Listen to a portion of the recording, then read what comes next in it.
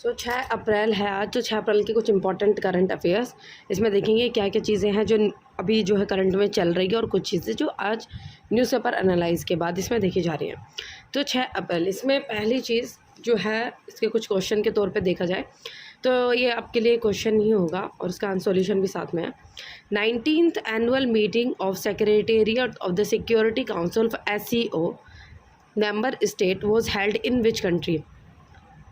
तो ये कौन सी कंट्री में इसकी जो संघाई कॉरपोरेशन ऑर्गेनाइजेशन है इसकी जो 19th एनुअल मीटिंग है वो कौन से स्टेट में और कौन सी कंट्री में जो है वो हुई है। ये एक इम्पॉर्टेंट क्वेश्चन है जो कि आ सकता है इस टाइम क्वेश्चन में क्योंकि करंट में है ये। तो अस्थाना कजाकिस्तान में है, वहाँ पर हुई है जो संघाई कॉरपोरेशन ऑर्गेनाइजेशन की जो मीटिंग है। तो संघाई कॉरपोरेशन ऑर्गेनाइजेशन के कुछ इंपॉर्टेंट चीज़ें, ये जो इसका फॉर्मेशन हुई थी कब हुई थी 15 जून 2001 में इसकी फॉर्मेशन हुई थी। हेडक्वार्टर कहाँ पर है इसका, बीजिंग चाइना में इसका हेडक्वार्टर है। सेक्रेटरी कौन है इसका, जैंग मिंग जो कि चाइना के उनका हेडक्वार्टर वहाँ पर है। इसके 9 कुछ मेंबर स्टेट हैं इनके, कौन कौन से हैं 9 मेंबर स्टेट हैं इनके, कोई 9 मेंबर्स हैं इनके। China, India, Iran, Kazakhstan, Kyrgyzstan, Pakistan, Russia, Tajikistan और उज्बेकिस्तान। ये कुछ इसके 9 मेंबर्स हैं जो संघाई कॉरपोरेशन ऑर्गेनाइजेशन के कुछ 9 मेंबर्स हैं इसमें जिनके। अब इसमें देखेंगे कौन सी समिट है कहाँ कहाँ पर जो है होने वाली है 2024 में। ये इंपॉर्टेंट क्वेश्चंस आ सकते हैं MCQs में। आसियान की जो समिट है 2024 में ये कहाँ पर होगी, ऑस्ट्रेलिया। G20 की जो समिट है 2024 ये कहाँ पर होगी, ब्राज़ील में। नाटो की जो समिट होगी 2024 में ये कहाँ होगी, वाशिंगटन DC। ब्रिक्स की जो समिट है 2024 ये कहाँ पर होगी, रशिया। एंड G7 की जो समिट 2024 कहाँ पर होगी, इटाली। तो ये इम्पॉर्टेंट है। अब इसमें देखा जाएगा फीफा के बारे में। जो फीफा है वो कब फाउंड हुआ था, 21 मई। ये BG के क्वेश्चन इंपॉर्टेंट। जो फीफा है इसकी फाउंडेड कब हुई था, जो फीफा है कब फाउंड हुआ था, ये 21 मई 1904 में हुआ था। इसका हेडक्वार्टर कहाँ पर है, इसका हेडक्वार्टर है ये स्विट्ज़रलैंड में। और प्रेसिडेंट जो है इनके वो है जिनी इन्फेनिटो। DRDO है, starts work to setup test centers in the Bengal. जो DRDO है जो कि काफ़ी सारे जो है अभी सेटअप मतलब काफ़ी सारी चीज़ें जो उन्होंने टेस्ट करनी कहाँ पर शुरू की थी, उड़ीसा में। और उड़ीसा में ही जो प्रेजेंट है अभी उड़ीसा में ही वो सारे टेस्ट जो हैं वो करती हुई आ रही हैं प्रेजेंट चीज़ें। लेकिन अब इन्होंने ये देखा है कि जो अपने टेस्ट सेंटर्स हैं उनको कहाँ पर करना जाए, बंगाल में। बंगाल में कहाँ पर, Janakpur village in the west Bengal में। उनको जिनको जो इनके टेस्ट सेंटर्स हैं और जहाँ पर ये सारी चीज़ें जो इक्विपमेंट जो टेस्ट किए जाते हैं उनको वहाँ पर शिफ्ट करने की कोशिश जो है वो की जा रही है बंगाल में। उसको एक टेस्ट सेंटर बनाने की बात की जा रही है। और बंगाल के कौन से विलेज में, जनपद विलेज में, इन द वेस्ट बंगाल में ये चीज़ें।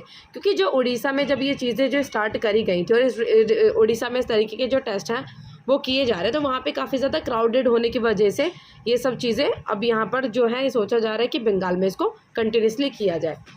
देन नेक्स्ट इम्पॉर्टेंट है ये कि कोटि गीता लेखना योजना इनिशिएटिव, ये एक इनिशिएटिव चलाया गया है। इस इनिशिएटिव में क्या होगा, over 1 crore people cross globe write entire Bhagavad Gita by hand over next 2 years and offer it at a feet of lord Shiva Krishna at the Udupi.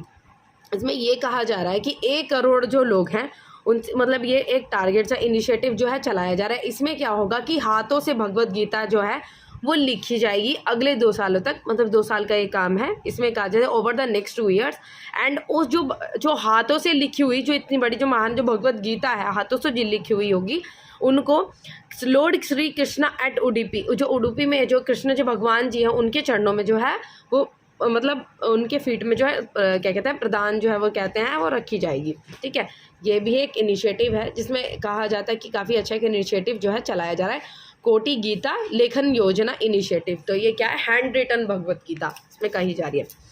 Then next चीज़ आइए, ये RBI keeps policy rate unchanged of 6.5। जो RBI की जो policy है जिसमें वो repo rate जो है फिक्स करती है, जैसे RBI का जो रेट होता है repo rate, reserve repo rate, bank rate, ये सब चीज़ें।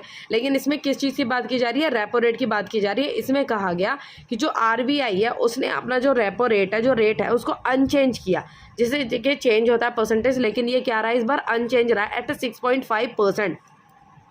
ये सब चीज़ें रही हैं। तो रेपो रेट क्या होता है? रेपो रेट जो एक रेट होता है जिसमें जो रिजर्व बैंक ऑफ इंडिया है ये कमर्शियल बैंक को उस परसेंटेज के ऊपर इंटरेस्ट के ऊपर लोन देती है, ठीक है।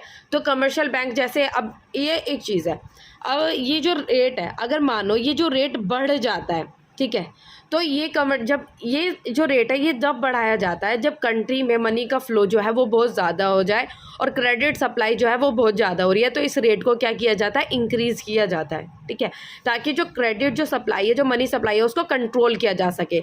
जैसे कि जो रिजर्व बैंक ऑफ इंडिया है, reserve bank of India commercial bank को लोन देते हैं। एक प्रैक्टिकली इस चीज़ को अभी समझाती हूँ आपको।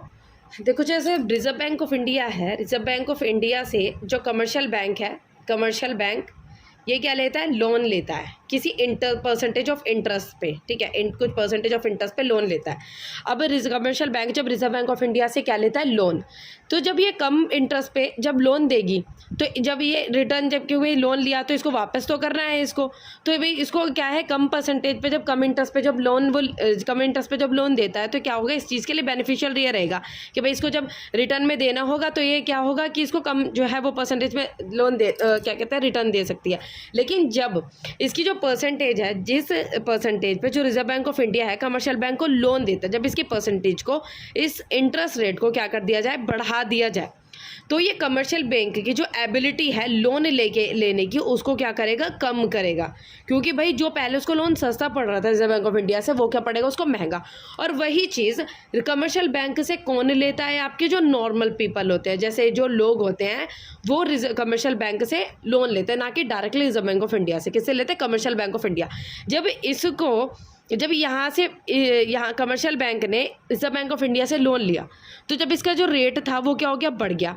तो जब कमर्शियल बैंक है जब नॉर्मल पर्सन को लोन देंगी तो ये भी तो इंटरेस्ट रेट बढ़ा कर देंगी।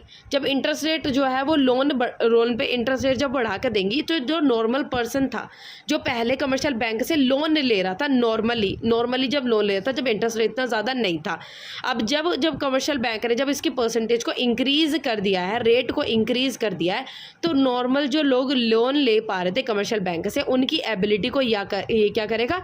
घटा देगा। जब एबिलिटी को घटा देगा तो जो मनी सप्लाई जो मार्केट में हो रही थी वो क्या हो जाएगी? ये क्या हो जाएगी? घट जाएगी। क्यों? क्योंकि जब ज़्यादातर लोग लोन ले पा रहे थे, लोन लेके कुछ कंडीशन जो है वो कोई चीज़ें खर्चा कर रहे थे और उसके बाद उस अपनी चीज़ों को फुलफ़िल कर पा रहे थे, और इन सब चीज़ों से क्या हो रही थी? मनी सप्लाई जो मार्केट में बहुत ज़्यादा हो रही थी। लेकिन जब क्या कहते हैं, कमर्शियल बैंक ने जब इसके परसेंटेज को, इंटरेस्ट रेट को बहुत ज़्यादा हाई कर दिया तो ये एबिलिटी जो है नॉर्मल पर्सन की एबिलिटी को क्या कर देता है? ये लोन लेने की एबिलिटी को घटा देता है। जब लोन लेने की एबिलिटी को घटा देगा तो मार्केट सप्लाई में जो मनी भी क्या हो जाएगी? कम हो जाएगी, और जो मनी सप्लाई थी वो एक नॉर्मल एक रेट पर आ जाएगी, ठीक है। तो ये कंडीशन होती है, ये पूरा वो है कि इस तरह से कैसे हम कैसे जो मनी सप्लाई है बहुत, और इसी वजह से जब मनी सप्लाई ज़्यादा हो जाती है क्या हो जाता है? इन्फ्लेशन आ जाता है। इन्फ्लेशन का मतलब क्या होता है? Price rise. चीज़ों क्या हो जाता है? प्राइस जो है वो बढ़ जाते हैं। इन्फ्लेशन का मतलब होता है प्राइस राइज। तो इसी कंडीशन को ठीक करने के लिए ये सब चीज़ें, रेट्स जो हैं वो यूज़ किए जाते हैं। तो रेट जो है इन्हीं तरीके के लिए इस्तेमाल किए जाते हैं ताकि इन्फ्लेशन के कंडीशन को कंट्रोल में किया जाए। जो क्रेडिट इतना ज़्यादा फ्लो रहा, मनी सप्लाई मार्केट में इतनी ज़्यादा हो रही है, उसको कंट्रोल कर लाने में कोशिश की जाए। तो ये चीज़ है। तो नेक्स्ट चीज़ पढ़ेंगे इसमें, RBI to allow foreign investors in IFSC to invest in sovereign green bond. इसमें पहले मतलब अब ये कहा जा रहा है कि जो RBI ऑफ इंडिया है, जो रिजर्व बैंक ऑफ इंडिया है, उसने अलाउ किया है कि जो फॉरेन से जो इन्वेस्ट करते थे, किसके द्वारा इन्वेस्ट कर सकते हैं? अब IFSC के द्वारा जो है वो इन्वेस्ट कर सकते हैं in the sovereign green bonds में, इसमें इन्वेस्ट कर सकते हैं। लेकिन एट अ प्रेजेंट ये किसके द्वारा इन्वेस्ट किया जाता था? एट अ प्रेजेंट ये इन्वेस्ट किसके द्वारा किया जाता? फॉरेन इन्वेस्टर्स के द्वारा सेबी के थ्रू इन्वेस्ट किया जाता था सॉवरेन ग्रीन बॉन्ड से। लेकिन अब इनको अलाउड कर दिया गया है कि वो सेबी के अलावा, सिक्योरिटी एक्सचेंज बोर्ड के अलावा, ये IFSC के द्वारा भी इन्वेस्ट कर सकते हैं सॉवरेन ग्रीन बॉन्ड्स में। ये सब चीज़ें जो है अलाउड की गई है। अब ये देखा जाएगा कि सॉवरेन ग्रीन बॉन्ड्स क्या है। सॉवरेन ग्रीन बॉन्ड्स का मतलब है fund projected that have positive environment in the climate benefit. कुछ इस तरीके से फंड्स अराइज करना जो कि इन्वायरमेंट में बहुत ज़्यादा बेनिफिट करते हैं और हेल्प करते हैं, इस तरीके के फंड को अराइज करना। मतलब फंड जो है उसको खर्चा तो हो रहा है, फंड जो है वो राइज तो किए जा रहे हैं, लेकिन उसका अगर नेगेटिव इम्पैक्ट पड़े तो वो एक सॉवरेन ग्रीन बॉन्ड्स में नहीं आएगा। लेकिन जब उनका एक पॉजिटिवली इम्पैक्ट जो है पड़े, funds that project that have positive impact, कुछ इस तरीके के फंड्स जिनका एनवायरनमेंट के ऊपर पॉजिटिव इम्पैक्ट हो, क्लाइमेट के ऊपर पॉजिटिव इम्पैक्ट हो, बेनिफिट्स कुछ दे, तो that's comes under the sovereign green bonds के अंडर में आ जाता है। नेक्स्ट चीज़ पढ़ेंगे इसमें, आर्कोलॉजिकल अनअर्थ लीड कॉइन्स अर्थ। ये कहा जा रहा है कि जो आर्कोलॉजिक्स है उन्होंने क्या चीज़ फाइंड आउट की है, लेड कॉइन्स उनको मिले कहाँ पर, इश्वाकू पीरियड के in the फनगिरी Suryapet in Telangana. देखो द हिस्ट्री से रिलेटेड इंपॉर्टेंट है, क्वेश्चन आ सकता है, that is can be MCQ और also return in also. Archaeological अर्थवेद में जो लीड कॉइन मतलब ये जो है इनको लेड कॉइन्स जो है वो मिले हैं कहाँ पर, कौन से पीरियड के थे, इश्वाकू पीरियड के लेड कॉइन्स पाए गए हैं तेलंगाना में, तेलंगाना के फनगिरी सूर्यपेट में, सूर्यपेट जो भी कहते हैं इनको, उस जगह पर पाए गए हैं। अब इश्वाकू पीरियड जो है वो कौन सा पीरियड होता है, इश्वाकू पीरियड है जो आपका 3rd से 4th सेंचुरी CE के बीच का जो पीरियड है। और उस कॉइन के ऊपर क्या क्या चीज़ें मिली है, एक साइड में एलिफेंट का सिंबल है और दूसरी साइड में उज्जैन का सिंबल उसमें पाया गया है। Ikshvaku period rule in the eastern Krishna river valley of the India. Ikshvaku period के जो रूलर थे वो कहाँ पर रूल करते थे, eastern Krishna river valley of the India की ईस्टर्न कृष्णा रिवर वैली पर। उनको जो कैपिटल है वो कहता है विजयपुरी, उसको आज कहा जाता है Nagarjunakonda in the Andhra. King जो थे, king were Shivaji's and perform Vedix, मतलब ये जो कि वहाँ के उस टाइम के जो किंग थे, इश्वाकू जो किंग्स थे वो वेदिक्स भी परफॉर्म करते थे और बुद्धि का भी फ्लरिश था उस टाइम पर। कुछ 1 mark questions. Papikonda national park जो है वो कहाँ पर है, पापीकोंडा नेशनल पार्क आंध्र प्रदेश में। भैया अब ये किस चीज़ के लिए वायरल है और मतलब किस चीज़ के लिए जो है ट्रेंडिंग में है और जाना जा रहा है, इसमें कहा जा रहा है trees water and storing ability. यहाँ के जो पेड़ है उसमें क्या चीज़ की एबिलिटी है, वाटर को स्टोर करने की एबिलिटी। वहाँ के जो पेड़ है वहाँ पे क्या है, वाटर को स्टोर करने की एबिलिटी जो है वो पाई जा रही है। और कौन से नेशनल पार्क में, पापीकोंडा नेशनल पार्क जो कि आंध्र प्रदेश में है। और वहाँ की जो ट्राइबल्स है जिनका नाम है कोंडा रेड्डी ट्राइब्स, वहाँ की जो ट्राइबल्स हैं वो कौन सी है, Konda Reddi tribes. Question number 2, Katchatheevu island, अभी जो करंट में जो काफ़ी ये ट्रेंड में चल रहा है कि भाई ये कच्चातीवू आइलैंड जो है वो कहाँ पर है। और इस तरीके से भाई इंडिया और जो इंडिया के बीच में और श्रीलंका के बीच में इस तरीके के जो कुछ कॉन्फ्लिक्ट जो है वो अराइज हो रही है। कच्चातीवू आइलैंड जो कि कहाँ पर है, located in the Palk state between India and the Sri Lanka के बीच में जो हमें मिल रहा है। इसके में क्या हुआ था कि जब कांग्रेस का टाइम था तो उस टाइम पे जो कच्चातीवू आइलैंड है, यहाँ पे कुछ नेताओं के द्वारा ये एक आइलैंड जो था वो श्रीलंका को एक मतलब दिया गया था उस टाइम पे आइलैंड। लेकिन उस आइलैंड के बारे में आज ये कुछ अराइज हो गया है कि भाई इस तरीके से किस तरीके से दिया जा सकता है, क्योंकि इस तरीके से किसी भी बिना कॉन्स्टिट्यूशनल चीज़ों के लिए वही ये कि आइलैंड है अपने लैंड पार्ट को जो है इस प्रकार से दे देना एक ठीक जो चीज़ नहीं मानी जाती थी।